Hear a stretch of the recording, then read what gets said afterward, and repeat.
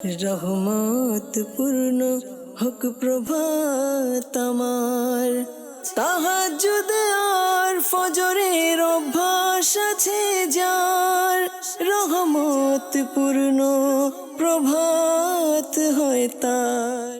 আলহামদুলিল্লাহি রাব্বিল আলামিন ওয়াসসালাতু ওয়াসসালামু আলা সাইয়্যিদিল মুরসালিন, আম্মা বা'দ, ফাআউযু বিল্লাহি মিনাশ শাইতানির রাজীম। বিসমিল্লাহির রহমানির রহিম। আসসালাতু ওয়াসসালামু আলাইকা ইয়া রাসূলুল্লাহ, আসসালাতু ওয়াসসালামু আলাইকা ইয়া হাবিবাল্লাহ, আসসালাতু ওয়াসসালামু আলাইকা ইয়া নবিয়াল্লাহ ওয়া আলা আলিকা ওয়া আসহাবিকা ইয়া নূরাল্লাহ। মাদানী চ্যানেলের দর্শকবৃন্দ, কাছে কিংবা দূর থেকে, দেশ কিংবা প্রবাস থেকে যারা আমাদের সাথে আছেন, সবাইকে জানাই একরাশ প্রীতি ও শুভেচ্ছা। আপনারা দেখছেন আপনাদের সকলের পছন্দনীয় অনুষ্ঠান রহমতপূর্ণ প্রভাত। জি, আর এই অনুষ্ঠানের মধ্যে আমরা প্রতিদিন ওই বিষয়গুলো নিয়ে আলোচনা করার চেষ্টা করি যে বিষয়গুলোর সাথে আমরা জড়িত হই, যেগুলোর সাথে আমরা কানেক্টেড। তো আজও চমৎকার একটি বিষয় নিয়েছি, যে বিষয়টি আমাদের জন্য জানা অপরিহার্য, যে বিষয়ের ফজিলত দুনিয়াতেও রয়েছে, পরকালেও রয়েছে। সেই বিষয় নিয়ে ইনশাল্লাহ আমরা আলোচনা করব। তবে আসুন, এর পূর্বে আমরা কিছু ভালো ভালো নিয়ত করে নিই যে এই অনুষ্ঠান আমরা কেন দেখব, দেখার পর আমাদের করণীয় কি হবে, এটা আমরা কি করব, নিজেরা মুখস্থ করব এবং অন্যান্য বন্ধুবান্ধব যারা আছে এর ফজিলতগুলো তাদের কাছে পৌঁছে দেব ইনশাআল্লাহুল কারীম। তো আজ যে বিষয় নিয়েছি, এই বিষয় সম্পর্কে একটু পরে আপনাদেরকে অবগত করাবো। তবে এর পূর্বে আসুন আমরা দুরূদ শরীফের একটি ফজিলত শ্রবণ করে নিই। প্রিয় নবী রাসূল আরবি সাল্লাল্লাহু তাআলা আলাইহি ওয়াসাল্লাম ইরশাদ করেছেন, আদ-দুআউ বাইনাস সালাতাইনি লা ইউরাদ্দু, অর্থাৎ যে দোয়া দুটি দুরূদ শরীফের মাঝে পাঠ করা হয়, চাওয়া হয়, প্রার্থনা করা হয়, আল্লাহ পাক সেই দোয়াকে ফিরিয়ে দেন না, সেটাকে কবুল করে থাকেন।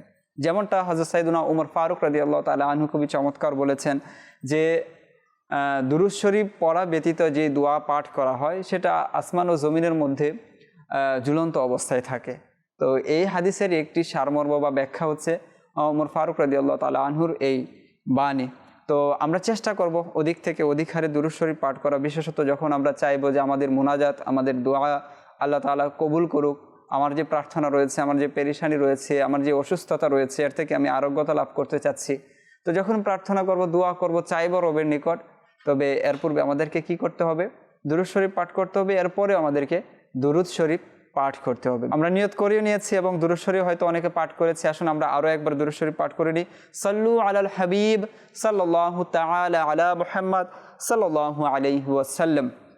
এই অনুষ্ঠানের যে প্যাটার্ন রয়েছে, পর্বগুলো রয়েছে, যে রাউন্ড রয়েছে, আমরা সকলে এই ব্যাপারে জানি। প্রথমত আমরা কোরআনে পাকের তেলাওয়াত শ্রবণ করি, এরপর হামদে বাড়ি তাআলা, এরপর মুবাল্লিগ থেকে আলোচনা শুনি, এরপর আমরা ধাপে ধাপে অনুষ্ঠানের শেষের দিকে অগ্রসর হই। তো আজও ইনশাআল্লাহ এর ব্যত্যয় ঘটবে না। আজও আমরা প্রথমত কোরআনে পাকের তেলাওয়াত শ্রবণ করব।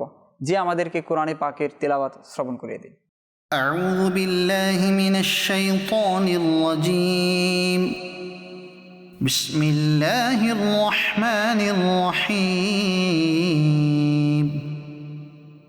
ইয়া হাসরাতান আলাল ইবাদ ما يأتيهم من رسول إلا كانوا به يستهزئون ألم يروا كم أهلكنا قبلهم من القرون أنهم إليهم لا يرجعون وإن كل لما جميع لدينا محضرون وآية لهم الأرض الميتة أحييناها وأخرجنا منها حبا فمنه يأكلون وجعلنا فيها جنات من نخيل وأعناب وفجرنا فيها من العيون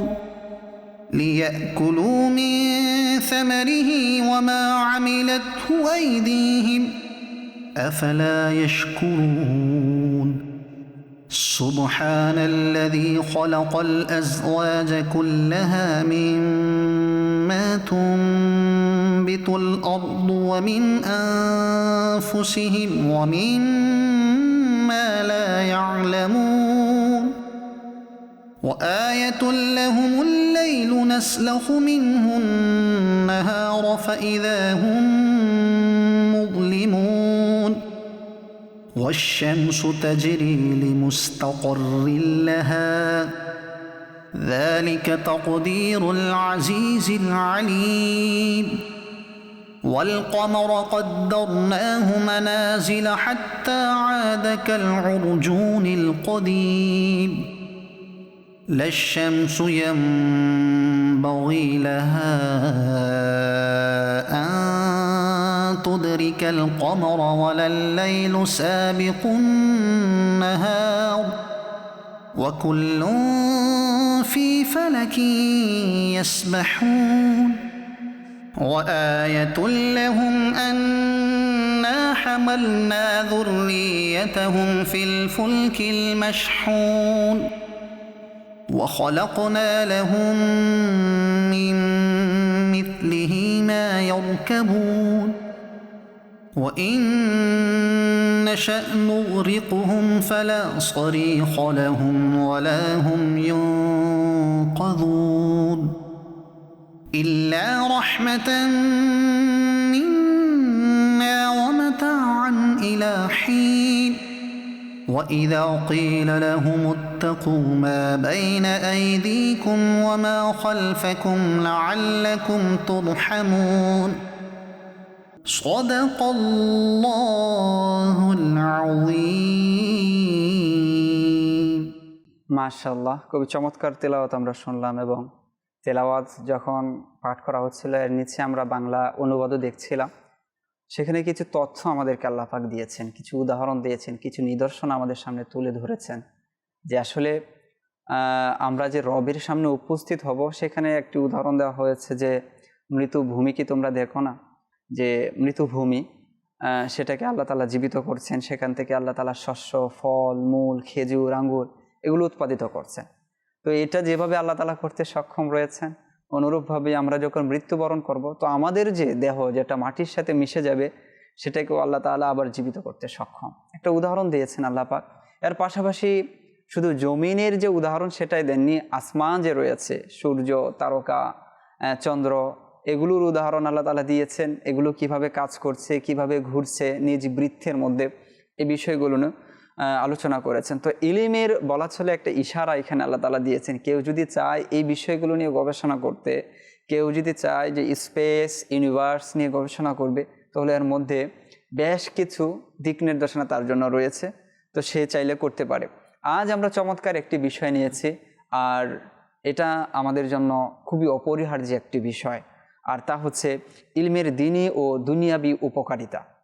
ইলম তো আমরা অন্বেষণ করি, ইলমের উপকারিতা কি রয়েছে, এর দ্বীনি কি উপকারিতা রয়েছে, এর পরকালের কি উপকারিতা রয়েছে, এর অসংখ্য উপকারিতা রয়েছে যা আজ আমরা না জানার কারণে ইলমি দিন থেকে বিমুখ হয়ে আমরা অন্য কিছুর পিছনে ছুটছি, অন্য কিছুর পিছনে আমরা সময় ব্যয় করছি।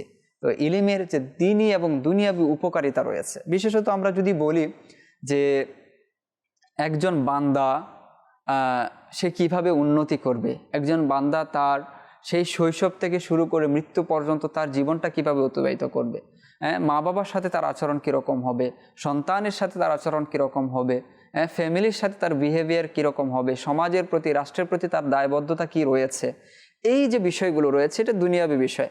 এরপর যদি আমরা দেখি যে আল্লাহ তাআলার হক রয়েছে, হুজুর সাল্লাল্লাহু আলাইহি ওয়াসাল্লামের হক রয়েছে, বান্দার হক রয়েছে, তার উপর নামাজ ফরজ হয়েছে, পরকালীনের সাথে সম্পৃক্ত যে বিষয়গুলো রয়েছে এগুলো আমরা যথাযথভাবে কিভাবে আদায় করতে পারি, এর পিছনে কোন বিষয়টির সবচেয়ে বেশি বড় ভূমিকা রয়েছে, সেটা হচ্ছে ইলম। তো এই ইলম সম্পর্কে আলোচনা করার জন্য ইতিমধ্যে উপস্থিত হয়েছেন আমাদের রাকিব আত্তারি মাদানী ভাই, আর এদিকে আমাদের সাথে রয়েছেন মিলাদ রাজা ভাই। আমরা উভয় থেকে ইনশাল্লাহ এই বিষয়ে আলোচনা শুনব। এর পূর্বে আমরা আমাদের সাথে হামদে বারি তাআলা এবং মুনাতি মুস্তাফা শোনানোর জন্য উপস্থিত রয়েছেন স্টুডিওতে আমাদের সকলের পরিচিত মুখ জুনায়েদ আত্তারি ভাই। তার থেকে প্রথমে আমরা একটি হামদে বারি তাআলা ইনশাল্লাহ শুনব, যে আমাদেরকে একটি হামদে বারি তাআলা শুনিয়ে দিন। সাল্লি আলা রাসূলিনা সাল্লি আলা মুহাম্মাদিন সাল্লি আলা হাবিবিনা সাল্লি আলা মুহাম্মাদিন हम भी मदीने जाएंगे आज नहीं तो कल सही हम भी मदीने जाएंगे आज नहीं तो कल सही आका हमें बुलाएंगे आज नहीं तो कल सही सल्ले अला रसूलिना सल्ले अला मुहम्मदिन हस्बी रब्बी जल्लल्लाह मा फी क़ल्बी गैरुल्लाह नूर मुहम्मद सल्लल्लाह ला इलाहा इल्लल्लाह हस्बी रब्बी जल्लल्लाह मा फी क़ल्बी गैरुल्लाह नूर मुहम्मद सल्लल्लाह ला इलाहा इल्लल्लाह तब तोरे मुस्तफा इस्लाम पेलो धरा तब तोरे मुस्तफा इस्लाम पेलो धरा बल्ल धर्म हीनेरा ला इलाहा इल्लल्लाह हस्बी रब्बी जल्लल्लाह मा फी क़ल्बी गैरुल्लाह नूर मुहम्मद सल्लल्लाह ला इलाहा इल्लल्लाह প্রিয় নবীর কাছে এসে আবু জেহেল বলল হেসে নবী হলে বল মোরে হাতের মুঠোয় কি আছে প্রিয় নবীর কাছে এসে আবু জেহেল বলল হেসে নবী হলে বল মোরে হাতের মুঠোয় কি আছে আদেশ দিলেন মুস্তাফা দয়া করলেন তার খোদা আদেশ দিলেন মুস্তাফা দয়া করলেন তার খোদা পাথর করলো জিকিরুল্লাহ লা ইলাহা ইল্লাল্লাহ হাসবি রব্বি জাল্লাল্লাহ মা ফি কলবি গায়রুল্লাহ নূর মুহাম্মদ সাল্লাল্লাহ লা ইলাহা ইল্লাল্লাহ প্রিয় ভনকে বললেন বলল না কি করছিলে আমার আশার পূর্বে কি চুপে চুপে পড়ছিলে প্রিয় ভনকে বললেন বলল না কি করছিলে আমার আশার পূর্বে কি চুপে চুপে পড়ছিলে প্রিয় ভন পর যখন কোরআন শুনে ওমর তখন পড়লেন মধুর এই কালিমা লা ইলাহা ইল্লাল্লাহ হাসবি রব্বি জাল্লাল্লাহ মাফি কলবি গায়রুল্লাহ নূর মুহাম্মদ সাল্লাল্লাহ লা ইলাহা ইল্লাল্লাহ হাসবি রব্বি জাল্লাল্লাহ মাফি কলবি গায়রুল্লাহ নূর মুহাম্মদ সাল্লাল্লাহ লা ইলাহা ইল্লাল্লাহ মুহাম্মাদুর রাসূলুল্লাহ সাল্লাল্লাহু তাআলা আলাইহি ওয়াসাল্লাম। আমরা হামদে বারি তাআলা এবং পাশাপাশি একই সাথে নাতে রাসূল বা হুজুর সাল্লাল্লাহু আলাইহি ওয়াসাল্লামের যুগের কিছু ঘটনাও আমরা শুনে নিলাম সংক্ষিপ্তভাবে। এখন আমরা যদি দেখি যে আসলে যে বিষয়টি এই মুহূর্তে আমাদের জন্য খুবই দরকারি সেটা হচ্ছে ইলম। ইলম ব্যতীত চলা যায় না। যদি বাঁচতে চান, যদি ভালোভাবে জীবন অতিবাহিত করতে চান, তাহলে ইলম আপনার জন্য অপরিহার্য একটি বিষয়। অন্ধকারে যেমন মানুষ হাঁটতে পারে না, অজ্ঞতা হচ্ছে অন্ধকার, আর ইলমকে বলা হচ্ছে নূর। আল ইলমু নূরুন। তো আপনার চলতে গেলে, বাঁচতে গেলে, সুন্দর জীবন অতিবাহিত করতে গেলে এবং পরকালের জীবনকে রাঙাতে গেলে এই ইলম নামক নূরকে আপনার অবশ্যই গ্রহণ করতে হবে। এর যে ফজিলতের কথা রয়েছে স্পষ্টভাবে আল্লাহ পাক কোরআনে পাকের মধ্যে ইরশাদ করেছেন, বিসমিল্লাহির রহমানির রহিম, ইয়ারফাইল্লাহুল্লাযীনা আমানু মিনকুম ওয়াল্লাযীনা উতুল ইলমা দারাজাত।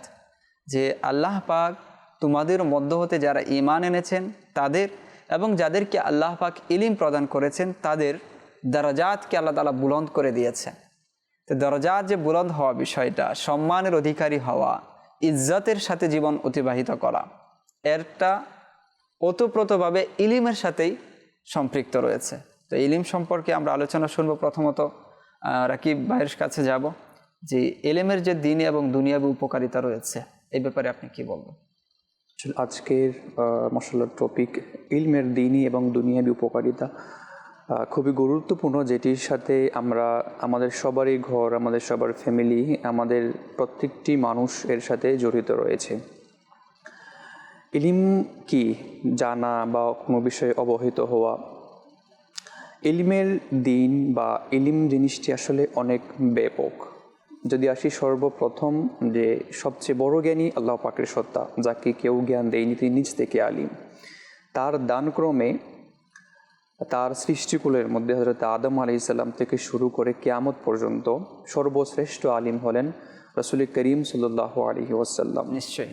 প্রত্যেক নবী আলিম এবং আপন উম্মতের মাঝে সর্বশ্রেষ্ঠ আলিম, এবং সর্বশ্রেষ্ঠ আলিম হলেন রাসূল করিম সাল্লাল্লাহু আলাইহি ওয়াসাল্লাম। যদি আজকে আসলে আমরা আমাদের চারপাশে দেখি, if we look around us, তাহলে যে জ্ঞান, যে ইলমটি আসলে আমরা কোন জিনিসের মাপকাঠি দিয়েছি, বা আমাদের সমাজ আসলে আজকে কোন বিষয়টির কাছে শিক্ষিত বলছে।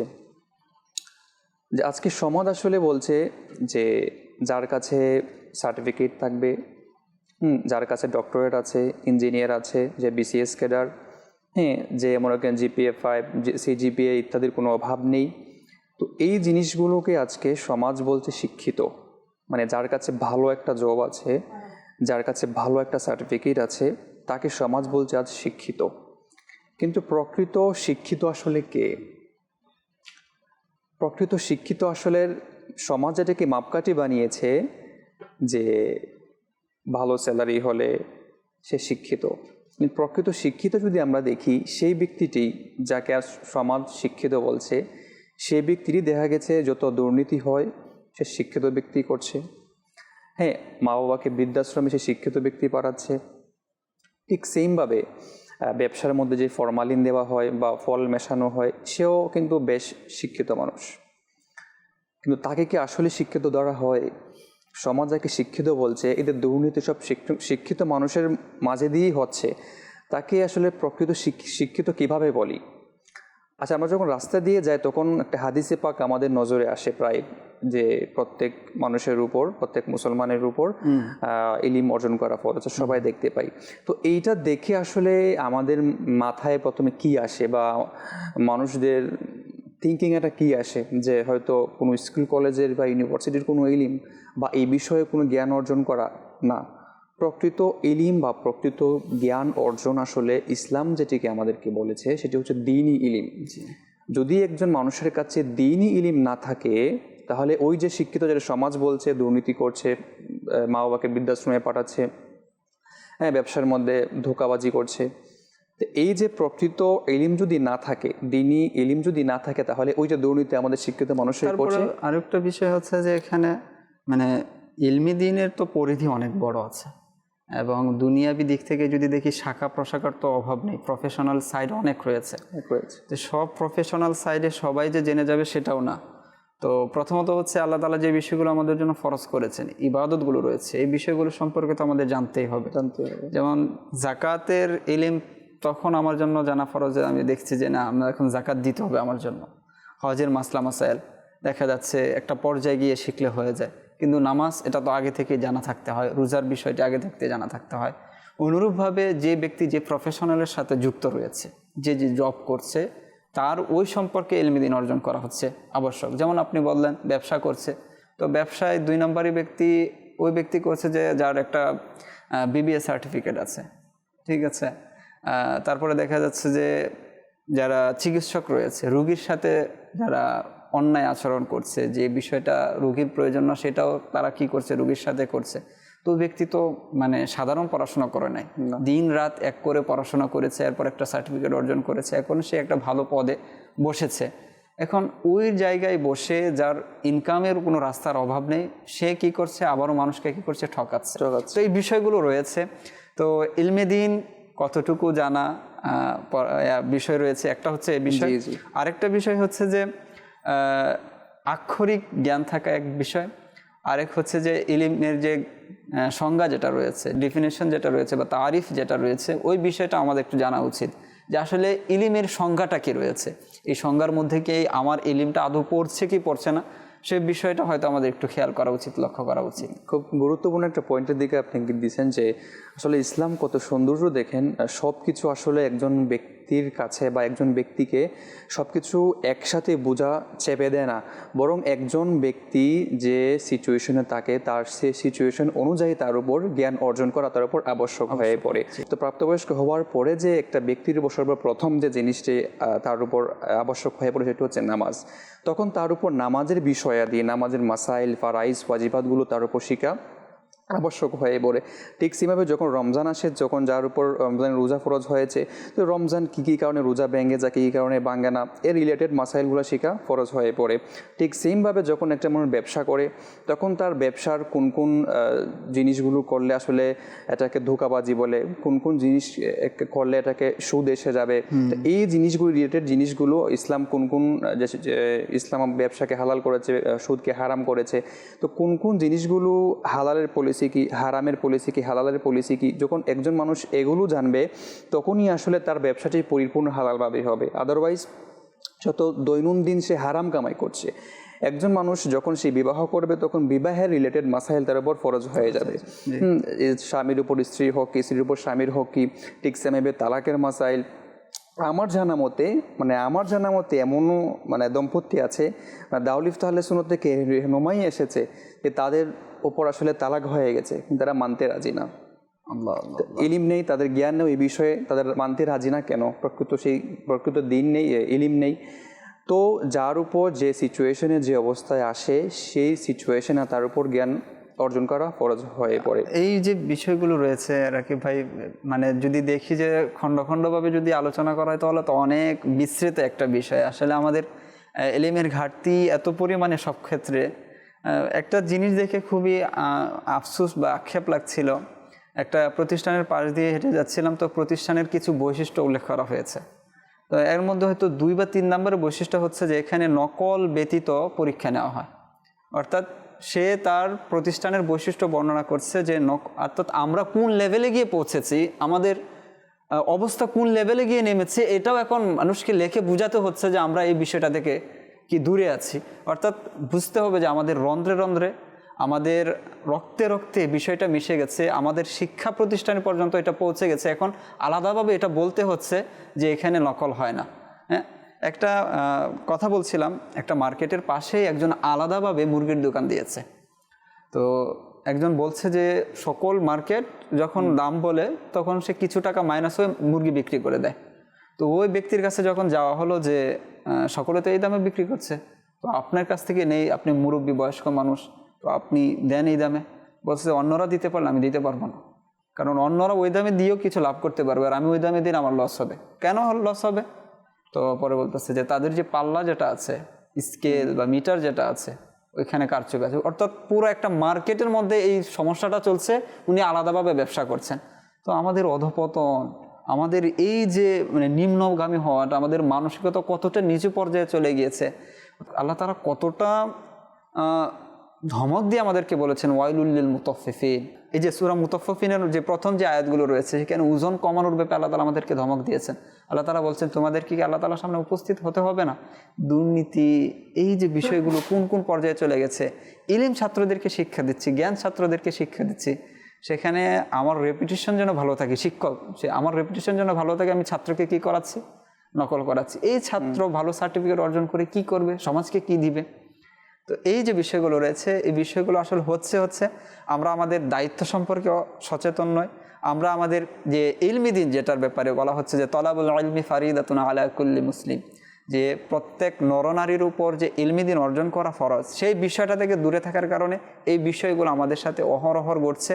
আর আমরা এটা মনে করছি যে আমি তো জুলুম করছি, আমার ওপর মনে হয় এই জুলুমটা হবে না, অথচ দুদিন পর ঘুরে পড়ে এই জুলুমের শিকার আপনি নিজেও হবেন।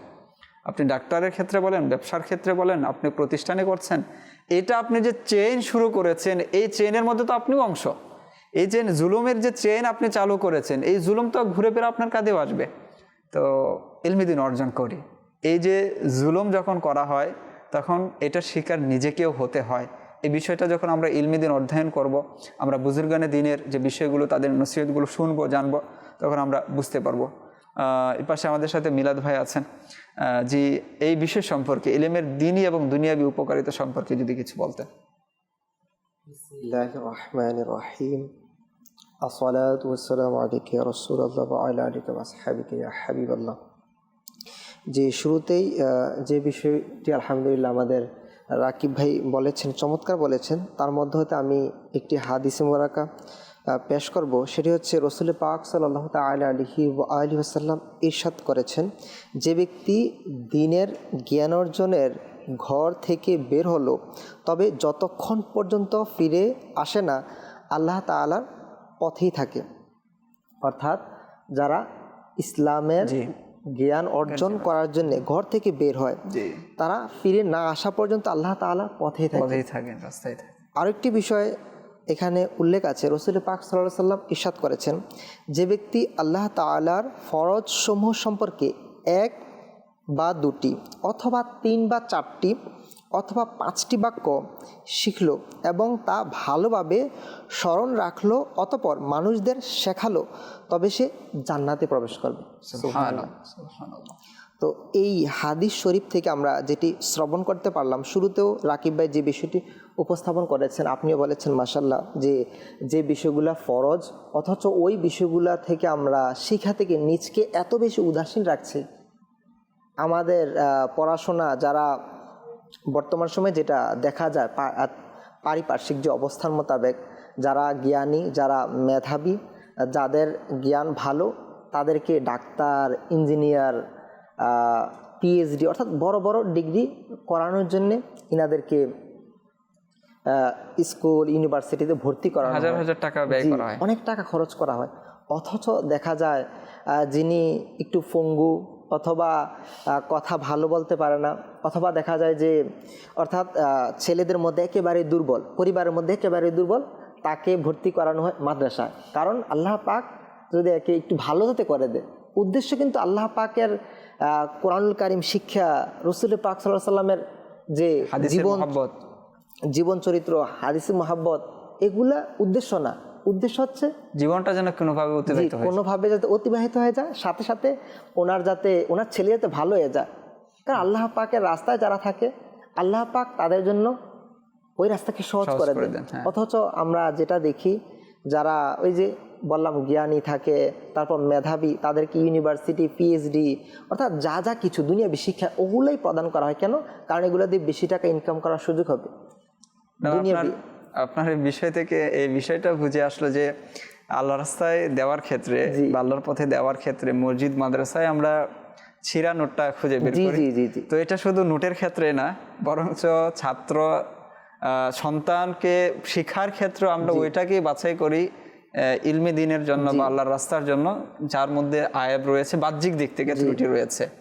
তো আসলে কোরআনুল কারীম মানে হিফজও করা, এটা আল্লাহ তাআলার দয়া ছাড়া কখনোই সম্ভব না। জি। আর যদি মেধাবী যদি না হয়, তিনি কিভাবে পড়াগুলো আয়ত্ত করতে পারবেন? এটা তো কখনোই সম্ভব না। অথচ দেখা যায় দুর্বল ছাত্রদের যদি আপনি মাদ্রাসা ভর্তি করে দিন, ইনি কিভাবে শিখতে পারবে? অথচ আগেকার দিনে বুজুর্গদের দিকে আমরা যখন খেয়াল করি, ইনারা ওনাদের বাচ্চাদেরকে, ওনাদের পরিবারের সদস্যদেরকে যারা বেশি মেধাবী, অধিকাংশ তো ইসলামের দিকে ধাবিত করতেন। ইসলামের বিধিবিধান শেখানোর বিষয়ে ইনাদের অনেক বেশি আগ্রহ ছিল, প্লাস আল্লাহ তাআলার দয়া ইনারা শিখিয়েছেন। কিন্তু বর্তমান সময়ে যেটি দেখা যায়, এগুলা থেকে ইসলামিক জ্ঞান আমাদের যে অর্জন করতে হবে, যেমন মুসলিম হিসাবে আমাদের যে যে বিষয়গুলো আমাদের জানা ফরজ, যে যে বিষয়গুলো আমাকে অবশ্যই জানতে হবে, এই বিষয়গুলো আমরা জানি না। যেমন শুরুতে রাকিব ভাই বলেছিলেন, যখন প্রাপ্তবয়স্ক হয়ে যায় নামাজের মাসাইল, তারপর ওযু, গোসল, রোজা, এই বিষয়গুলো আমাদের জানা কি পরিমাণ মানে আবশ্যক। অথচ আমরা সকলেই জানি নামাজ আদায় করলে আল্লাহ তাআলা দয়া করবে, আমরা জান্নাতে যাব। কারণ প্রত্যেকেরই উদ্দেশ্য আছে। যেমন আমরা যারা কাজ করি, আমাদের কাজ করার পিছনে রিজন কি? কাজ করার পিছনে রিজন হচ্ছে দিন শেষে আমি কিছু টাকা পাবো, ওই টাকা দিয়ে পরিবারকে সাপোর্ট দিব, পরিবার সচ্ছল হবে। তো ঠিক তদ্রূপ আমরা সকলেই চাই, দর্শক শ্রোতা যারা আছেন, আমরা সকলেই চাই, যদি এখন প্রশ্ন করা হয় হুজুর কে কে জান্নাতে যেতে চাই, সকলে হাত তুলবে। কিন্তু যদি বলি যে ভাই আমরা যখন নেকির দাওয়াত যখন দিতে যাই নামাজের বিষয়ে, আসুন আমরা এখন নামাজ পড়বো, নামাজের সময় হয়ে গিয়েছে, হুজুর আমার মানে কাপড় ময়লা বা নাপাক। হে আল্লাহর বান্দা, ভাই আপনি মুসলিম, আমরা মুসলমান, আমরা যদি অর্থাৎ নাপাকি অবস্থা থাকি তাহলে কিভাবে কি হবে? আল্লাহ পাক না করুক যদি মৃত্যু এসে যায়, তো মৃত্যুর কি অবস্থা হবে? আর যেটা বলছিলাম যে অর্থাৎ আমরা সকলে জান্নাতে যেতে চাই, কিন্তু বর্তমান সময় যেটা মানে আমি যেটা চিন্তা গবেষণা করার পর যেটা খেয়াল করেছি, সকলে জান্নাতে যেতে চাই, নামাজের কথা বলে নামাজ পড়বো না। সকলে, উদাহরণ আপনাকে দিচ্ছি, ধরেন আপনি কোটিপতি হতে চান কিন্তু আপনি কাজ করবেন না, এটা কি পসিবল? কখনই না। আপনি ইউনিভার্সিটি প্রফেসর হতে চান কিন্তু পড়াশোনা করবেন না, কখনই পসিবল না। কারণ পড়াশোনা ছাড়া কি ইউনিভার্সিটি প্রফেসর হওয়া যায়? জিনিসের পিছনে রিজন তো থাকে, কারণ ওটা আপনাকে অ্যাচিভ করতে হবে। তো ঠিক তদ্রূপ আমার আপনার যেহেতু নামাজ, মুসলিম হিসাবে নামাজ আমাদের উপর ফরজ, আর এর জন্য আমাদেরকে জবাবদিহিতা করতেই হবে, হিসাবও দিতে হবে। আমরা জানি কাল কিয়ামতের দিন আল্লাহ তাআলা আমাকে আপনাকে এর জন্য হিসাব নিবেন, অথচ আমরা এটা থেকে উদাসীন। আমরা নিজকে নিজে এমনভাবে পরিচালনা করছি, মনে হয় যেন আল্লাহ তাআলা দয়া করে মানে এমনি মাফ করে জান্নাত দিয়ে দিবে। অথচ আমরা কাজ করেও অনেক সময় দেখা যায় টাকা পায় না। আপনি বিদেশে দেখেন যারা প্রবাস জীবন অতিবাহিত করছে, রাকিব ভাই, অনেকে আছে দিনের পর দিন কাজ করা সত্ত্বেও টাকা পাচ্ছে না। আর আমরা নামাজ না পড়ে কিভাবে জান্নাতে যাব? আল্লাহু আকবার। আল্লাহ তাআলা আমাদেরকে বুঝার তৌফিক দান। খুবই চমৎকার একটি বিষয়ের দিকে মিলাদ ভাই ইশারা করেছেন বা আলোচনা করেছেন যে নামাজের ক্ষেত্রে আমাদের বাহানা হয়, পবিত্রতার বিষয় চলে আসে, অথচ ইসলাম হচ্ছে পবিত্র। আল্লাহ তাআলা পবিত্র, আল্লাহ তাআলা পবিত্রতাকে পছন্দ করেন। আর ইসলাম ধর্ম এবং অন্যান্য যে বিষয়গুলো রয়েছে যদি একটু কম্পেয়ার করি, তো ইসলাম দেখবো যে জায়গায় যে আমাদেরকে পবিত্রতার শিক্ষা দিচ্ছে। এমনকি এও বলা হচ্ছে যে আত-তুহুর শাত্রুল ঈমান, যে ইসলাম যে শুধু পবিত্রতা এরকম নয়, পবিত্রতা হচ্ছে ঈমানের একটি অংশ। সেটাকে তো আমাদের সবসময় সাথে রাখা উচিত। নামাজের বিষয়টা যদি দেখি, মেসওয়াককে কত চমৎকার একটি বিষয় দিয়েছে যে আল্লাহ তাআলার সামনে যাচ্ছে, বান্দা পবিত্র হবে, তো শারীরিক পবিত্র তো আছেই, সেখানে গোসলের বিষয়টি রয়েছে, অজু করে যাবে, পাশাপাশি মেসওয়াকেরও একটা দেওয়া হচ্ছে বিষয় যে এটাও একটা পবিত্রতা। তো ইসলাম আমাদেরকে পবিত্রতা শিখায়, পবিত্রতার দিকে আমাদেরকে উৎসাহিত করে, উদ্বুদ্ধ করে। তো এই বিষয়গুলো একজন মুসলমান হয়ে তারপর আমি কিভাবে বলতে পারি যে যেটা সবচেয়ে বেশি একটা বিষয় যে আমার তো শরীর পবিত্র নেই, তো এটা আসলে কোনোভাবেই কাম্য না একজন মুসলমান থেকে। আর এটা আমরা তখনই বলতে পারি যখন এই বিষয়গুলো সম্পর্কে আমরা অজ্ঞ থাকি, অজানা থাকি, যে আসলে এটা কিভাবে একজন মুসলমান এক্সকিউজ হিসাবে দাঁড় করাতে পারে, কারণ হিসাবে দাঁড় করাতে পারে। আমি এখানে আরো একটা বিষয় আপনার সামনে উপস্থাপন করব। ইলমি দ্বীন যখন আল্লাহ তাআলার দয়া অর্জন করার সুযোগ হবে, তখন আমরা কুসংস্কার, বিদআত, কুফরি, শিরক এগুলা থেকে বেঁচে থাকব। বর্তমান সময়ে দেখেন, মানে এই কথাটা হয়তো বা প্রচলন, আপনি হয়তো শুনেছেন যে পাগড়ি শরীফ পরিধান, মানে আলিম হওয়ার পর পাগড়ি শরীফ পরিধান করতে হবে, মানে হাফিজ হওয়ার পর, মাওলানা হওয়ার পর, মুফতি সাহেব হওয়ার পর। অথচ পাগড়ি বেশি হুজুর আপনি নিজেও জানেন যে পাগড়ির তো অসংখ্য ফজিলত রয়েছে। আসলে এটি হচ্ছে আমাদের একটা হচ্ছে কনসেপ্ট, সামাজিক যে কিছু রীতি রেওয়াজ বা নীতি রয়েছে, প্রচলন রয়েছে, সেই বিষয়গুলোর উপর কেন্দ্র করে। অন্যথায় পাগড়ি পরিধান করে নামাজের যে ফজিলত রয়েছে, এবং পাগড়িকে আরবের তাজ বলা হয়েছে, এটিকে এটি সম্মানের একটি ভূষণ, সম্মানের একটি চিহ্ন হয় এটা পাগড়ি। তো এই বিষয় অসংখ্য বিষয়গুলো রয়েছে, এগুলো এরকম যেগুলো হচ্ছে আমাদের না জানা, আমাদের অজ্ঞতা। আর প্রত্যেকটা বিষয় যেমন দুনিয়াবি উপকারিতা রয়েছে, এবং এখন তো সায়েন্স প্রত্যেকটা বিষয় নিয়ে গবেষণা করছে যে 1400 বছর আগে কোরআন নাজিল হয়েছে, আর কোরআনে এই বিষয়গুলো রয়েছে, এখন সায়েন্স কোটি কোটি টাকা ব্যয় করে এই বিষয়গুলো উন্মোচন করছে। যে আপনি দেখেন, ইলমি দ্বীন অর্জন করার ধারা আল্লাহ তাআলার দয়া গুনাহ থেকেও বাঁচা যায়। মানে বর্তমান সময় আমরা যেটা এখন ফেস করছি, এটা যে গুনাহ, সে মুসলিম হিসেবে সে নিজেও জানে না যে এটা গুনাহ রয়েছে। যেমন আমরা সকলেই জানি পুরুষদের নাভি থেকে হাঁটু পর্যন্ত পর্দা, কিন্তু বর্তমান সময়ে দেখা যায়, আপনি দেখেন এই যে খেলাধুলা এগুলা নিয়ে এত, মানে যুবক সমাজ এত বেশি নিচকে এমনভাবে মানে ঘরে তুলছে, এমনভাবে জীবনকে অতিবাহিত করছে যে এটা গুনাহ মনেই হচ্ছে না। যেমন দাড়ি শরীফ যখন মানে কেটে ফেলছে, অথচ এক মুষ্টি দাড়ি রাখা আমাদের জন্য ওয়াজিব, আর সে মানে দাড়ির বিষয়ে উদাসীন, অর্থাৎ দাড়ি কেটে সে নিজকে নিজে ভালো বাহবা, বন্ধুর সাথে সে তাল মিলাচ্ছে, বাহবা পাচ্ছে।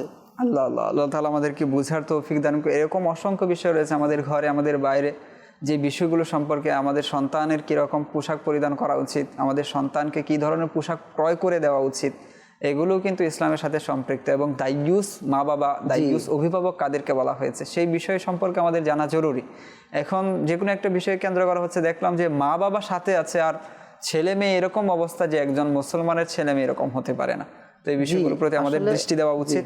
যে আমরা এই মুহূর্তে একটা নাতে মুস্তফা শুনে নিই, আমাদের সাথে দর্শক শ্রোতা রয়েছেন। জি জুনায়েদ ভাই, আমাদেরকে একটি নাতে রাসূল শুনিয়ে দিন। এ হাসনাইনে নানা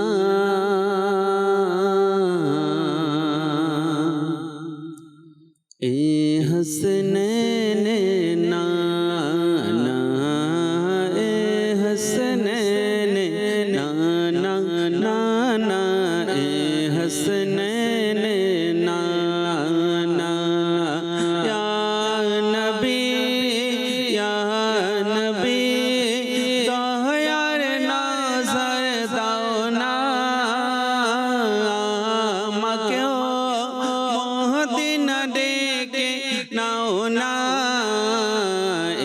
हसनैन नाना नाना ए हसनैन नाना ए हसनैन नाना नाना ए हसनैन नाना तुम के इल्मे गायब दन तोहरे छन स्वयं खुदा তোমাকে ইলমে গায়ব দান করেছেন স্বয়ং খোদা করেছেন দান ক্ষমতা তাকা করেছেন দান ক্ষমতা হাজির ও নাজিরের ইয়া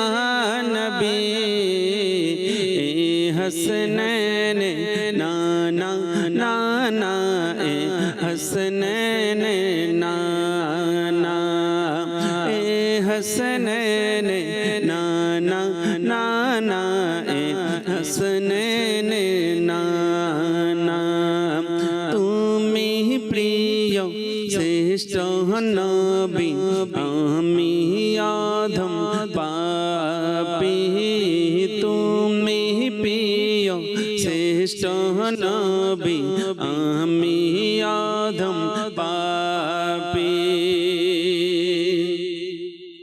করো দয়া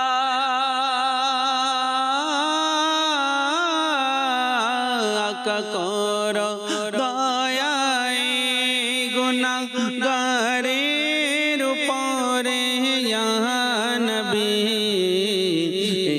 हसनैन नाना नाना ए हसनैन नाना সান্তনা কি ভাবে দেব আমার বেকুল মনকে সান্তনা কি ভাবে দেব আমার বেকুল মনকে যেতে যদি না পারি আমি মদিনায় ইয়া নবী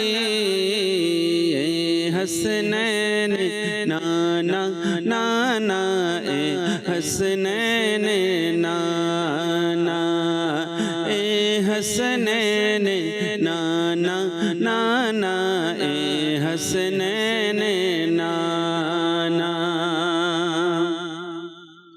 মদিনার বি রহে সদা থাকে বেকুল যে জন মদিনার বি রহে সদা থাকে বেকুল যে জন আকা মদিনার বি রহে সদা থাকে বেকুল যে জন সে যেন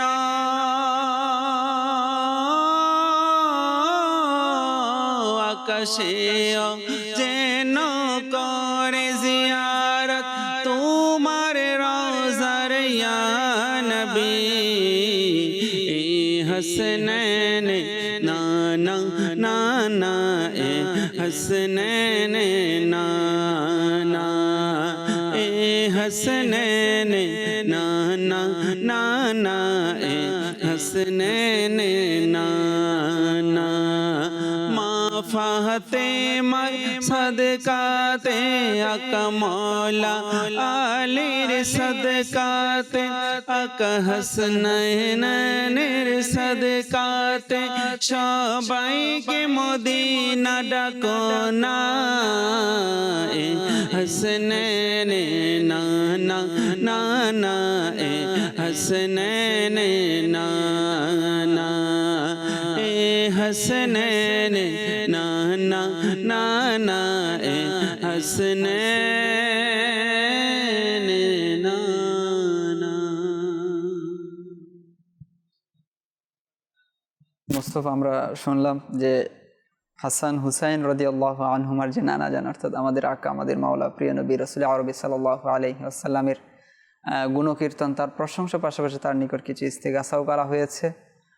আপনারা অনেকেই অনেকক্ষণ ধরে হয়তো আমাদের সাথে আছেন। এই মুহূর্তে আপনাদের কিছু কল আমরা নিব, দেখব আপনারা কি চাচ্ছেন, কি ফরমাইশ আমাদেরকে করেছেন, যে আমাদেরকে কিছু কল শুনিয়ে দিন। আমার নাম জিয়াউল হক, মাদানী চ্যানেল অত্যন্ত প্রিয় অনুষ্ঠান রহমতপূর্ণ প্রভাত আমি দেখতেছি। আমার জীবনের পরিবর্তন আল্লাহর রহমত হয়েছে। এর আগে আমি দেখতাম অন্য চ্যানেল, তাতে আল্লাহ বিশেষ রহমত, সত্যি খুব ভালো লাগতেছে আমার। মাশাআল্লাহ, জি, রহমতপূর্ণ প্রভাতের মাধ্যমে আপনার জীবন পরিবর্তন। রহমতপূর্ণ প্রভাত বলতে মাদানী চ্যানেল বাংলা, এই চ্যানেল সম্পূর্ণ শরীয়ত সম্মত। এখানে ফ্রি যেটা আপনার অ্যাডভার্টাইজমেন্ট আপনার রয়েছে, পাশাপাশি কোনো মিউজিক সং এগুলো নেই। সর্বক্ষণ কোরআন ও হাদিসের আলোকে বুজুর্গানে দিনের যে তরিকা পদ্ধতি ছিল জীবন অতিবাহিত করার, ইসলাম মোতাবেক জীবন অতিবাহিত করার, সেই বিষয়গুলো নিয়ে আলোচনা করা হয়। আর এই জন্যই পরিবর্তন এসেছে। আর আমাদের কাম্য এটাই যেন আমরা সকলেই সংশোধন হয়ে ইসলাম মোতাবেক জীবন অতিবাহিত করি। যে আমাদেরকে পরবর্তী কল শুনিয়ে দিন। আমার নাম মোহাম্মদ আরিয়ান আহমেদ তারেক। তবে এখানে নাচ চলতে হয় মাদানি বলে, এই নাচ কেন একটু শুনতে হয়। জি, মাদানি বলে নাচটি শুনতে চেয়েছেন, ইনশাল্লাহ সাথে থাকুন আমাদের, আমরা চেষ্টা করব কিছু না কিছু পংক্তি অবশ্যই শোনানোর। জি, পরবর্তী কল শুনিয়ে দিন। আমার নাম মোহাম্মদ আবু নাসের। মাশাআল্লাহ, আপনাদের অনুষ্ঠান খুব সুন্দর লাগছে, খুব ভালো লাগছে, আলহামদুলিল্লাহ। সবার জন্য দোয়া করবেন। যে মাদানী চ্যানেলের সাথে আছেন, দেখছেন, এই জন্য কল করেছেন। দোয়া করি আল্লাহ তাআলা আপনাকে আমাকে আমরা যা শুনছি এগুলোর উপর যেন আমল করতে পারি এবং তদ অনুযায়ী জীবন পরিচালনা করতে পারি। জি, পরবর্তী কল শুনিয়ে দিই। আমি মোহাম্মদ আব্দুল কাদের। আমি একটি নাচ শরীফ শুনতে চাই। জীবনে হবে কি তোমার দিদার ইয়া রাসূলুল্লাহ, যদি শুনাইতেন তাহলে আমার দিকে অনেক খুশি হইতো। ইনশাআল্লাহুল করিম, জীবনে হবে কি তোমার দিদার, এটা তো প্রত্যেক আশিক রাসূলের আকাঙ্ক্ষা। আমরা ইনশাল্লাহ শুনবো এই নাতে মুস্তাফা থেকে কিছু পংক্তি ইনশাল্লাহ অবশ্যই। যে আমাদেরকে পরবর্তী কল শুনিয়ে দিই। আমার নাম মোহাম্মদ উসমান গনি। আমি প্রত্যেক দিন সকালে উঠে আমি তো দোকান করি, দোকান খোলার সাথে আপনার চ্যানেলটা দিই, আমার অনেক ভালো লাগে। জি, মাশাআল্লাহ, আপনি দোকান খুলে আপনি মাদানী চ্যানেল অন করেন এবং মাদানী চ্যানেল দেখতে থাকেন। পাশাপাশি আপনার দোকানে যারা আছে তারা হয়তো জানে, তো যারা আসে তাদেরকেও বলবেন যে চ্যানেলটা এত চমৎকার, এখানে সর্বক্ষণ কোরআন ও হাদিসের ইসলামের আলোচনা হয়। আমাদের প্রত্যেকের উচিত এটা অন করা। আমাদের গ্রামে আমরা যদি পৌরসভায় থাকি বা সিটিতে থাকি, ওয়ার্ডে যেখানে যে আছি, প্রচারণা করি। যারা অন্যান্য চ্যানেল যারা রয়েছে তারা প্রচারণা করতে পারে বেশি, তাদের অ্যাডভার্টাইজমেন্ট আছে, তাদের বিভিন্ন বিষয় আছে। তো আপনারা আছেন, আপনারা ফ্রি অফ কস্ট প্রচারণা করবেন, মাদানী চ্যানেলের অ্যাডভার্টাইজমেন্ট করবেন। তো এতে করে মাদানী চ্যানেল গ্রামে গ্রামে ঘরে ঘরে পৌঁছে যাবে। আর এই ইসলামের যে শিক্ষাটা রয়েছে, ইসলামের যে আলোচনাটা রয়েছে, এটা ইনশাল্লাহ ঘরে ঘরে চর্চা হবে এবং পরিবর্তন আসবে। তো সেটা আমাদের হাত ধরেই আসবে। মাদানী চ্যানেল এখানে যারা আছে তারা তো চেষ্টা করছে, এখন বাকিটা হচ্ছে আপনাদেরই করতে হবে, আপনাদেরকে এগিয়ে নিয়ে যেতে হবে। জি, আমাদেরকে আরও একটি কল শুনিয়ে দিন। আমি নানুর থেকে বলতেছি, আমি একটি কালাম শুনতে চাই, ভালোবাসায় চিত্ত কাবা। জি, আপনি একটি কালাম শুনতে চেয়েছেন। ইনশাল্লাহ আমাদের সাথে তো নাতখা ইসলাম ভাই আছেন, আমরা আরও কিছু আলোচনা করার পর ইনশাল্লাহ চেষ্টা করব কিছু এই যে ফরমাইশগুলো রয়েছে এখান থেকে কয়েকটি করে পংক্তি শোনার। জি, রাকিব ভাই অনেকক্ষণ ধরে আছেন বসে, এরপর মিলাদ ভাই কিছু বলতে চাচ্ছেন, যাবো আবার মিলাদ ভাইয়ের কাছে। রাকিব ভাই, জি, আপনার যে বিষয়টা ছিল সেটা যদি কন্টিনিউ করতেন। তো আসলে প্রকৃত ইলিম যেটি আমরা বলছিলাম, দিনী ইলিম না থাকার কারণে একটা ব্যক্তি, একটা পরিবার, একটা সমাজ আসলে পদে পদে ভুল করছে, স্টেপে স্টেপে সে ভুল করছে। আমরা যদি দেখি যে আজকে যে আমরা নিউজে দেখি, খবরের কাগজ খুললেই আমরা দেখি যে আজকে আত্মহত্যা কারা করছে। একটা মানুষ, সে বড় একটা বিশ্ববিদ্যালয় থেকে ডিগ্রি নিয়েছে, ওই ব্যক্তি বেকারত্বর কারণে বা হতাশার কারণে, ডিপ্রেশনের কারণে আজকে সে আত্মহত্যা করছে। কিন্তু আমার মনে হয় না আপনিও শুনছেন যে একজন প্রকৃত আলিম, যা দ্বীনি ইলমের সাথে যার সম্পর্ক, সে কি আত্মহত্যা কখনো করছেন? আপনি শুনছেন? হবে না, এটা আপনি শুনবেনও না। কেন শুনবেন না? কারণ হচ্ছে যে যার কাছে প্রকৃত ইলম আছে, যে একজন প্রকৃত আলিম, তার কাছে কিসের জ্ঞান আছে? সে প্রথমত তার আল্লাহ পাকের উপর তাওয়াক্কুল আছে, আল্লাহ পাকের উপর বিশ্বাস আছে, একদম পরম বিশ্বাস। আচ্ছা, দ্বিতীয়ত হচ্ছে সে তার কাছে যা আছে সে তা নিয়ে সন্তুষ্ট। সে বলে আলহামদুলিল্লাহ, আল্লাহ পাক আমাকে দা দিয়েছেন, তারপর আমি সন্তুষ্ট। প্রকৃত ইলিম এর উপকারিতা কি? প্রকৃত ইলিম একজন মানুষকে হতাশা থেকে বাঁচায়, প্রকৃত ইলিম একজন মানুষকে ডিপ্রেশন থেকে বাঁচায়। আদারওয়াইজ আমরা যদি দেখি একদম দুনিয়াবি শিক্ষিত, যেটা আমি কন্টিনিউ শুরুতে করেছিলাম, যে দুনিয়াবি শিক্ষিত একজন মানুষকে যদি দেখি, তাহলে সে আত্মহত্যার বিষয়টি বরং সে বেছে নিয়ে যাচ্ছে। তো প্রকৃত ইলম যেটি আমরা আলোচনা করছিলাম, প্রকৃত ইলমের আরো একটি বৈশিষ্ট্যের কথা যদি বলি, যেহেতু এর সাথে রিলেটেড আছেন, প্রকৃত ইলম যেটা ইলমে দিন যেটা রয়েছে, এটা বান্দাকে আল্লাহর সাথে জুড়ে দেয়, আল্লাহর সাথে একটা কানেক্ট থাকে, এবং তখন বান্দা অটোমেটিকলি মনের মধ্যে ওই বিষয়টা পায় যে আমার কোনো না কোনো ভরসার জায়গা আছে, আত্মবিশ্বাস জন্মায় যে আমার ভরসার জায়গা আছে, আমার রব আছেন আমার সাথে। আমি যতই না অন্ধকার দেখি, অন্ধকার পরে আলোর পথ অবশ্যই আমার সামনে আসবে। আমি যতই না রাতের মধ্যে থাকি, ঘোর অন্ধকারের মধ্যে থাকি, ভোরের আলো অবশ্যই আমার সামনে ফুটবে, ওই বিশ্বাসটা থাকে। আবার কিছু এলেম এরকম রয়েছে যে রব থেকে বান্দাকে দূরে সরিয়ে দেয়, সৃষ্টিকর্তা থেকে বান্দাকে দূরে সরিয়ে দেয়। যখনই তে হতাশার মধ্যে পড়ে তখন সে আর কোনো উপায় অন্ত খুঁজে পায় না। আর এটা বান্দার ক্ষেত্রে এটা স্বাভাবিক, সে পদে পদে কি করবে, বিপদে পড়বে, অন্ধকারের সম্মুখীন সে হবে। যখনই সে ভরসার জায়গা পাবে না তখনই সে মনে করে যে আমার হয়তো এ থেকে বেরিয়ে আসার আর কোনো রাস্তা নেই। ইলম এই দিনে একমাত্র জায়গা যে তুমি যতই অন্ধকারের মধ্যে থাকো না কেন, তোমাকে আল্লাহ তাআলা কি আলোর পথ অবশ্যই দেখাবে, আলোর মধ্যে তুমি বেরিয়ে আসবে। এখানে বের হওয়ার একটা সুযোগ আছে। আজকে আমরা আসলে দুনিয়াবি শিক্ষাটিকে মানে এত প্রায়োরিটি দিয়ে দিয়েছি যে দিনী শিক্ষাটিকে আমরা একদম মাথা থেকে আমরা ভুলে গিয়েছি। তো দিনী শিক্ষাটি আসলে আমাদের এদিকে প্রায়োরিটি দেওয়া উচিত এবং দিনী শিক্ষাটিকে আমরা গ্রহণ করা উচিত। ইলমের দিন হচ্ছে সর্বোত্তম ইবাদত সম্পর্কে আব্দুল্লাহ বিন মুবারক রহমতুল্লাহি তাআলা আলাইহিকে জিজ্ঞাসা করা হলো যে মানুষ কারা। জি। তো তিনি উত্তর দিলেন যে মানুষ হচ্ছেন আলেমগণ। আল্লাহ। আচ্ছা, এখন আলেমগণ মানুষ, বাকিরা মানুষ না, বিষয়টা এরকম যে আসলে আমরা সুরতে মানুষ দেখলেই হবে না। পরবর্তীতে বলা হলো যে বাদশাকে, তা তিনি বলেন যে পরহেজগার। পরবর্তীতে বলা হলো যে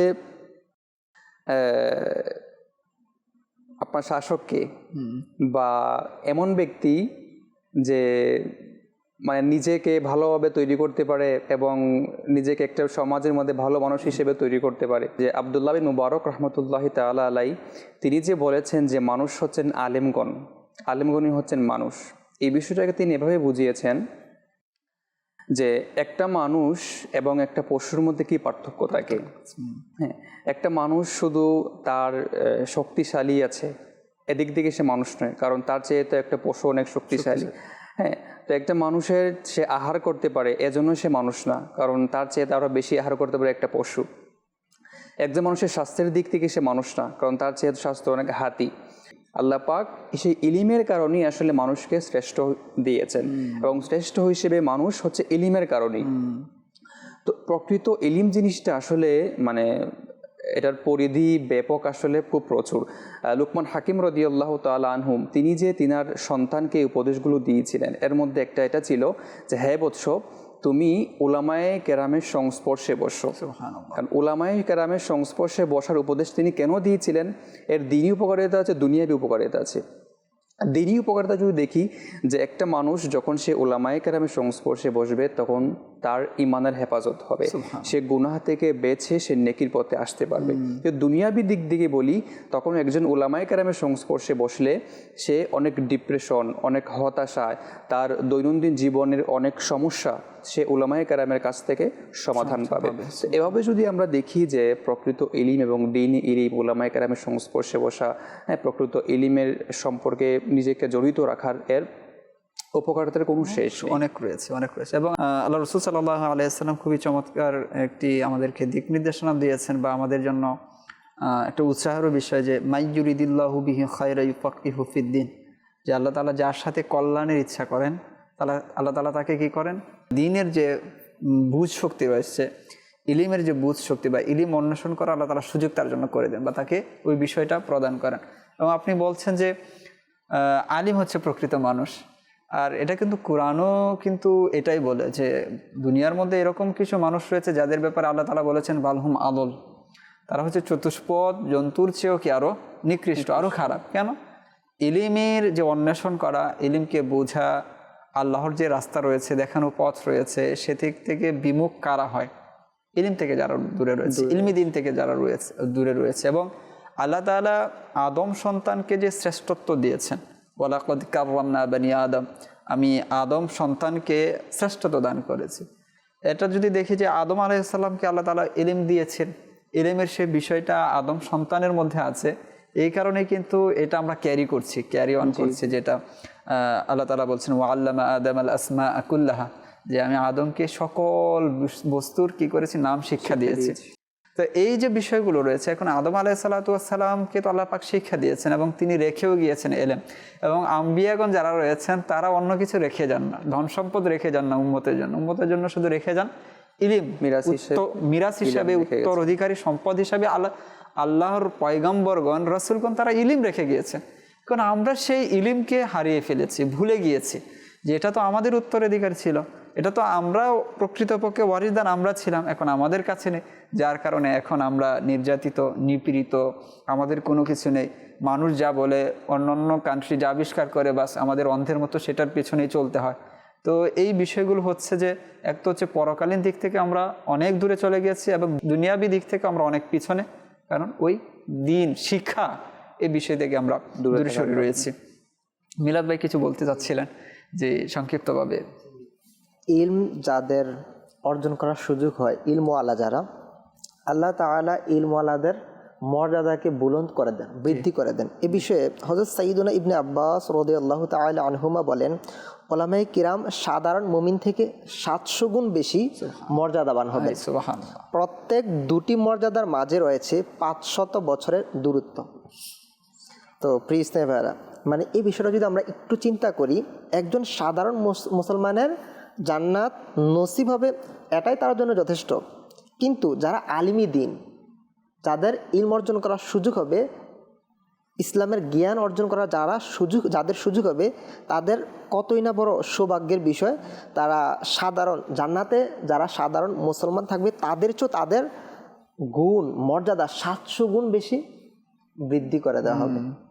আল্লাহ তাআলা ইলমওয়ালাদের কেমন মর্যাদা দান করেছেন, অথচ আমরা নিজকে নিজে শুরুতেই যেটা বলেছিলাম যে ইলম থেকে অনেক বেশি উদাসীন, দূরে।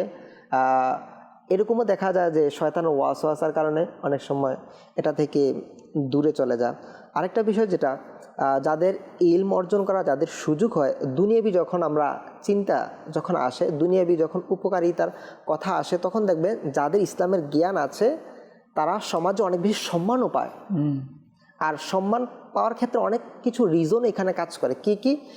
যাদের ইসলামের জ্ঞান আছে, আপনি খেয়াল করলে দেখবেন তারা নম্র, তাদের চরিত্র অনেক সুন্দর, তাদের সাথে কথা বলার ধারা আল্লাহ তাআলা দয়া, তাদের থেকে কখনো মানুষ কষ্টও পায় না। তো যার কারণে তার সাথে আরও বেশি মেলামেশা করে। অনেক সময় দেখা যায় গ্রামে যখন ঝগড়া ফাসাদ যখন এরকম হয়, মীমাংসার ক্ষেত্রে ইনার কাছে আসে, অথচ ইনি গ্রামের কিছুই না, কিন্তু আল্লাহ তাআলা দয়া ইসলামের জ্ঞান থাকার কারণে ওই ব্যক্তিকে সবাই সম্মানও দিচ্ছে। আর সমাজে, রাষ্ট্রে, অর্থাৎ চতুর্দিকেই ওনার নেতৃত্বের যে গুণাবলী, ওনার মধ্যে এই বিষয়গুলা সহজে আল্লাহ তাআলার দয়া কাজ করে। ওই ব্যক্তির সাথে আল্লাহ পাকের দয়ার কারণে, ওই ব্যক্তি ইসলামের জ্ঞান থাকার কারণে ওই ব্যক্তিকে সকলেই মান্যও করে। জি, খুবই চমৎকার একটি বিষয় তুলে ধরেছেন। এই ইলমে দ্বীনের যে বিষয়টা রয়েছে, এই বিষয় সম্পর্কে দুই একটি কথা শেষ পর্যায়ে বলবো যে আসলে আমাদের করণীয় কি রয়েছে এই মুহূর্তে। এই করণীয় সম্পর্কে দুই একটি বিষয় ইনশাল্লাহ বলবো। এর পূর্বে আমাদের কাছে যে কিছু ফরমাইশ রয়েছে, সেই বিষয়গুলো সম্পর্কে আমরা একটু শুনে নিই। জি, আমাদেরকে কিছু ওই ফরমাইশগুলো থেকে শুনিয়ে দেন। জীবনে হবে কি তোমার দিদার ইয়া রাসূলুল্লাহ, জীবনে হবে কি তোমার দিদার ইয়া রাসূলুল্লাহ, এই আশায় রয়েছি আমি গুনাহগার ইয়া রাসূলুল্লাহ, এই আশায় রয়েছি আমি গুনাহগার ইয়া রাসূলুল্লাহ, তোমারি জিয়ারতে যায় হাজার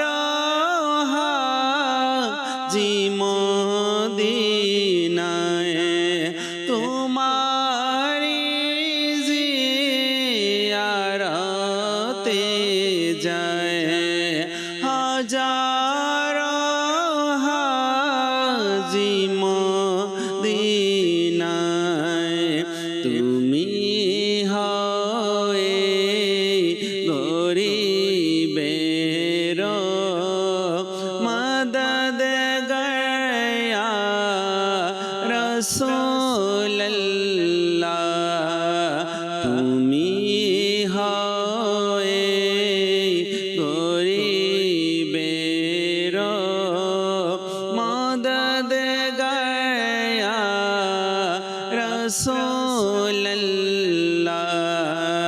জীবনে হবে কি তোমার দিদার ইয়া রাসূলুল্লাহ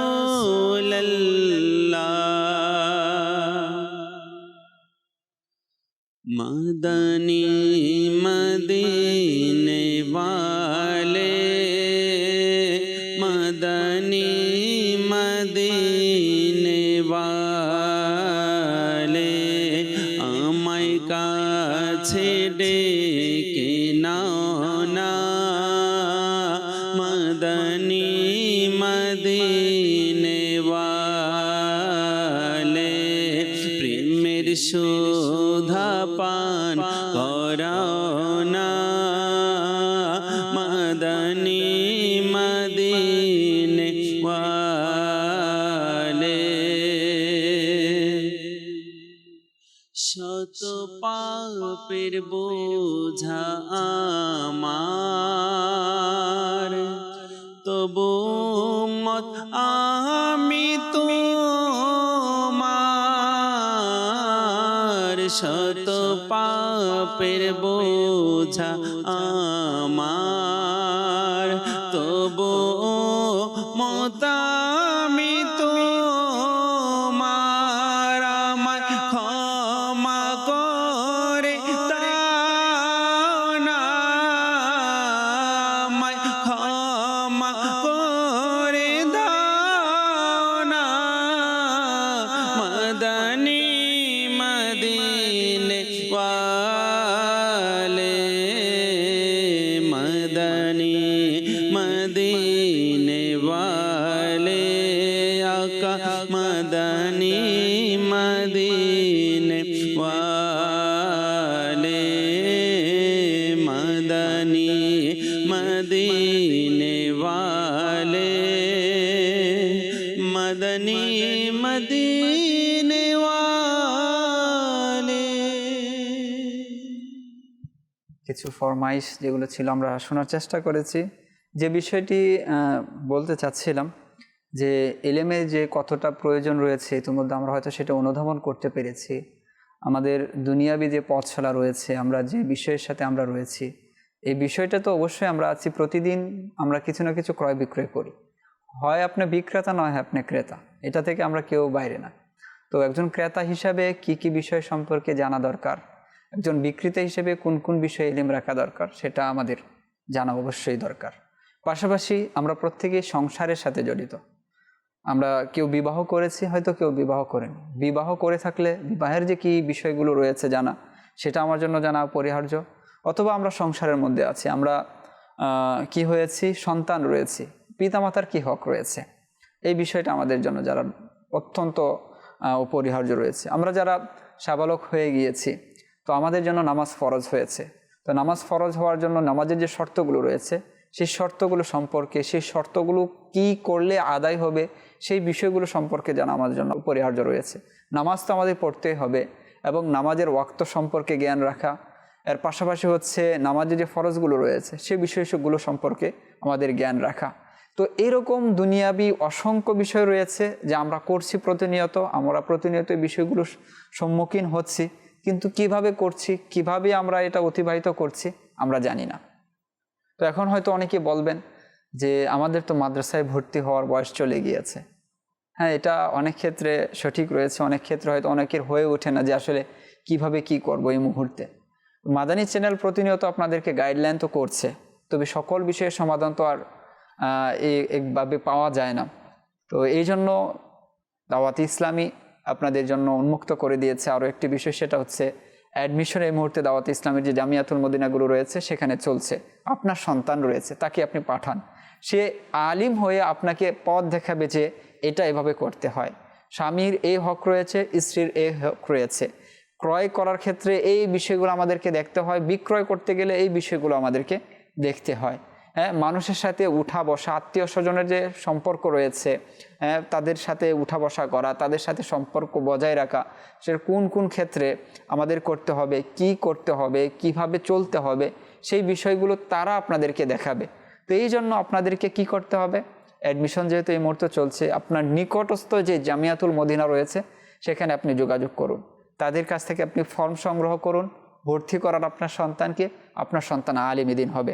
এখন এখানে আরও একটি বিষয় হচ্ছে, আমি আপনাদেরকে বলবো যে আলিম তো ঠিক আছে, দিনের জ্ঞান শিখা, দিনের জ্ঞান সম্পর্কে জানা, এটা হয়তো অনেক ক্ষেত্রে জেনেও যায় অনেক সোর্সের মাধ্যমে। সোর্স রয়েছে এখন, কেউ যদি চায় যে ইউটিউব রয়েছে, সোশ্যাল মিডিয়া রয়েছে, বিভিন্ন ব্যক্তির কাছ থেকে শিখে নেয়, অনেক কিছু শেখে না, বা অনেক মাদ্রাসাও রয়েছে যেখানে শেখানো হচ্ছে।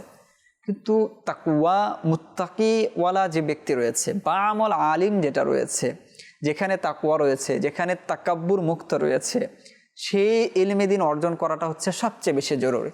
নয়তো আমরা যদি ইতিহাস দেখি যে শয়তান যে বিতাড়িত হয়েছে, সে মারদুদ হয়েছে, যাকে রজিম বলা হয়েছে, কেন বলা হয়েছে? তার মধ্যে তো ইলমের ঘাটতি ছিল না, তার মধ্যে ঘাটতি ছিল তাকওয়ার, তার মধ্যে ঘাটতি ছিল ক্ষুধাবৃত্তির। তো সেই বিষয়টাও আলহামদুলিল্লাহ দাওয়াতে ইসলামের জামিয়াতুল মদিনায় শেখানো হয় যে তুমি আলিম হবে বা আমলা আলিমী দিন তোমাকে হতে হবে, তোমার মধ্যে তাকওয়া থাকতে হবে, ক্ষুধাবৃত্তি থাকতে হবে, মা বাবার শ্রদ্ধা সম্মান তোমার মধ্যে থাকতে হবে, উস্তাদের সম্মান তোমার মধ্যে থাকতে হবে। তো এই বিষয়গুলো সম্মিলিতভাবে যেভাবে করলে পরে একজন ছাত্রের মধ্যে আসবে, তো ওই রকমভাবে শিডিউল, ওই রকমভাবে এই সিলেবাসকে গঠন করা হয়েছে। তো আপনার সন্তান যাকে নিয়ে আপনি চিন্তিত আছেন, আপনি শুনছেন, আপনার মনের মধ্যে আগ্রহ তৈরি হয়েছে যে না আমি আমার সন্তানকে ভর্তি করাবো, তো আমি অবশ্যই পরামর্শ দিব আপনি আপনার সন্তানকে জামিয়াতুল মদিনায় ভর্তি করান। এখানে আপনি পাশাপাশি দুটি দিক পেয়ে যাবেন, এক ইলমে দ্বীন, পাশাপাশি তাকওয়া, সে বিষয়টি ইনশাল্লাহ হুল কারিম ছাত্ররা শিখতে পারে। সর্বশেষ রাকিব ভাই যদি কিছু বলতেন, তো এলমের ব্যাপারে কথা হচ্ছে, আর পরিধি তো অনেক ব্যাপক রয়েছে, আর দু একটি মাদানী ফল যদি দিতেন। সম্পদের চেয়ে উত্তম বলা হয়েছে। সকল মানুষই সম্পদের আগ্রহ হয়ে থাকে, অথচ দুনিয়া ও আখেরাত তার সম্পদের তুলনায় ইলম অনেক বেশি উপকারী এবং মর্যাদা রাখে। তাদের মধ্যে আমরা দেখতে পাই যে আল ইলমু খায়রুম মিনাল মালি, ইলম হচ্ছে সম্পদ থেকে উত্তম। আল ইলমু ইয়াহরুসুকা, অর্থাৎ জ্ঞান বা ইলম আপনাকে রক্ষা করে। ওয়া আনতা তাহরুসুল মাল, আর আপনি সম্পদকে রক্ষা করেন। আল মালু ইউনকিসুহু নাফকা, সম্পদ খরচ করলে কমে যায়।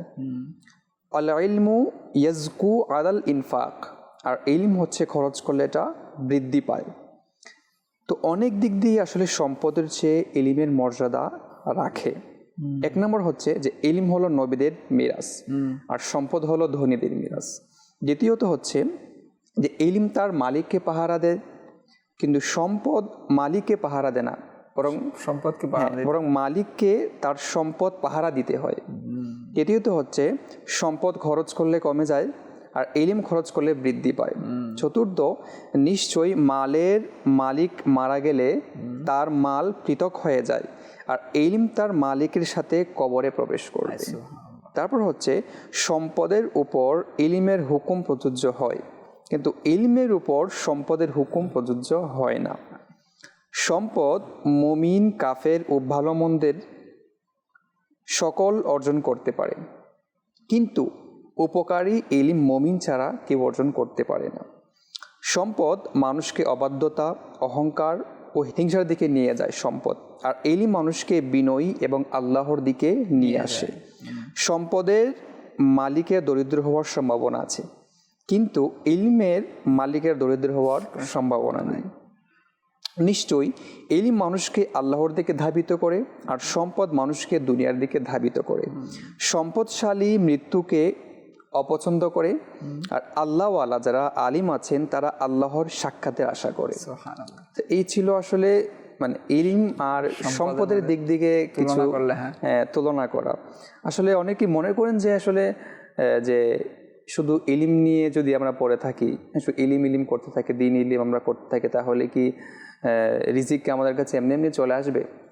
আসলে এরকম একটি ঘটনা আমরা দেখতে পাই। আমাদের পূর্ববর্তী একজন বুজুর্গ ছিলেন যে হযরত ইব্রাহিম হারবি রহমতুল্লাহ তাআলা আলাই, যে ইনার ইলিমের প্রতি ভালোবাসার কারণে আসলে মানে রিজিক কোন দিকে এসেছে উনি নিজেই আসলে বুঝতে পারেন নাই। একবার তার ঘরের মধ্যে অনেক তীব্র অভাব অনটন চলছিল। তার ছোটো বাচ্চা ছিল, তারা খিদার জ্বালা আসলে কান্না করছিলেন। তো ওনার স্ত্রী ওনাকে বললেন যে ঘরের মধ্যে তো কিছু দিনই কিতাব আছে, আপনি কিতাবগুলো বিক্রি করে ঘরের জন্য বাজার ইত্যাদি করে আনেন, তারা তো কান্না করছে আপনার বাচ্চারা। তো আসলে তিনি কেমন ওনাকে আনসার দিয়েছিলেন, রিপ্লাই দিয়েছিলেন যে হয়তো আমি আমার বাচ্চাদেরকে নিয়ে আমি মারা যাব, কিন্তু আমি সেই দিনই কিতাব আমি কখনো বিক্রি করতে পারবো না। এই জায়গায় যদি একজন সাধারণ ব্যক্তি থাকতো তখন সে কিন্তু প্রায়োরিটি এটা দিত যে আমি আগে সেই কিতাবগুলো বিক্রি করে দেই, আমার ঘরের মধ্যে চাউল ডাল নিয়ে আসি। তো উনি আল্লাহ পাকের উপর তাওয়াক্কুল করে ভরসা রেখে তিনি বসে রইলেন, তিনি বিক্রি করতে গেলেন না, বাজারে করে আনলেন না। তো সেই দিন রাতেই অলৌকিকভাবে একজন প্রতিবেশী আসে, ঘরের মধ্যে টোকা দেয়। তো তিনি বললেন কে? বললেন যে আমি গুপ্ত প্রতিবেশী, আপনি ঘরের লাইট বন্ধ করেন, কারণ যাতে করে এটা না দেখা যায় যে কে আসছে, কে দিয়ে গেছে। তিনি লাইট বন্ধ করলেন। তারপর দেখা গেল যে এক রাজকীয় খাবার এবং 500 দিনার ওনার ঘরের মধ্যে দিয়ে চলে গেছে। শুধু তাই নয়, এর পরের দিন আবার খোরাসান শহর থেকে 2টা উট এর বোঝাই মালামাল নিয়ে সেই ঘরের মধ্যে ওনাকে বিভিন্ন মাল সামান ওনাকে দিয়ে গেছে। তো এটা ছিল আসলে একটা ঘটনা এরকম আমরা পাই যে হারবি রহমতুল্লাহ তাআলা আলাই, যে ওনার দিনের প্রতি কিতাবের প্রতি দিনে কিতাবের প্রতি ভালোবাসা এবং আল্লাহর পাকের উপর ভরসা রাখার কারণে যে রিজিক কোন দিকে এসেছে ওনার চিন্তার বাহিরে ছিল যে রিজিক ওনার কাছে আসে। এটাই যে যারা আল্লাহ তাআলার জন্য আল্লাহ তাআলার রাস্তায় লেগে যায়, আল্লাহ তাআলা তাদের জন্য যথেষ্ট হয়ে যান। বিষয় সম্পর্কে দুনিয়াবি অনেক বিষয় শুনলাম যে ইলমের এখানে কাজ রয়েছে দুনিয়াবি ক্ষেত্রে এবং পরকালে তো রয়েছে, এবং জান্নাতে যাওয়ার পরও মানুষ আলিমের মুহতাজ হবে যে আল্লাহ তাআলার নিকট কী চাইবে এই মুহূর্তে, তখন আলিম তাদেরকে বলবে যে আল্লাহ তাআলার নিকট এটা চাও। তো এর উপকারিতা অনেক রয়েছে। সময় দেখতে দেখে একদম শেষ প্রান্তে আমরা চলে এসেছি। আমরা যে যেখানে আছি আমরা দাঁড়িয়ে যাই, দাঁড়িয়ে সালাতু সালাম পাঠ করে নিই। সালাম আলাইকা ইয়া রাসূল, সালাম আলাইকা ইয়া হাবিব, সালাম আলাইকা সালাওয়াতুল্লাহ আলাইকা আশকা কাবা মদিনা ফরশ का काबा मदीना, काबे का काबा मदीना, जन्नतुल मावा मदीना, या नबी सलाम अलैका या रसूल सलाम अलैका या हबीब सलाम अलैका सलावतुल्लाह अलैका। मुस्तफा जाने रहमत पिला हो सलाम, शमए बज में हिदायत पिला हो सलाम, गौसे आज़म इमाम का वन्ना का जलवाए शान कुदरत पे लाखों सलाम। मुस्तफा जाने रहमत पे लाखों सलाम, शमए बज में है पे लाखों सलाम डाल दी कल्बों में अज़मते मुस्तफ़ा सैयदी आला हज़रत पे फैज़े से जिनके लाखों नमाज़ी बने फैज़े से जिनके लाखों इमाम साजे उस आमिर अहले सुन्नत पे लाखों सलाम मुस्तफ़ा जाने रहमत पे लाखों सलाम शमए बज में हिदायत पे लाखों सलाम عليك يا رسول الله وعلى آلك وأصحابك يا نور الله سبحانك اللهم وبحمدك لا إله إلا أنت أستغفرك وأتوب إليك سبحانك اللهم وبحمدك لا إله إلا أنت أستغفرك وأتوب إليك سبحانك اللهم وبحمدك لا إله إلا أنت أستغفرك وأتوب إليك سبحان ربك رب العزة عما يصفون والسلام على المرسلين والحمد لله رب العالمين بحق لا إله إلا الله রহমত পূর্ণ হক প্রভাত আমার তাহাজ্জুদ আর ফজরের অভ্যাস আছে যার রহমত পূর্ণ প্রভাত হয় তার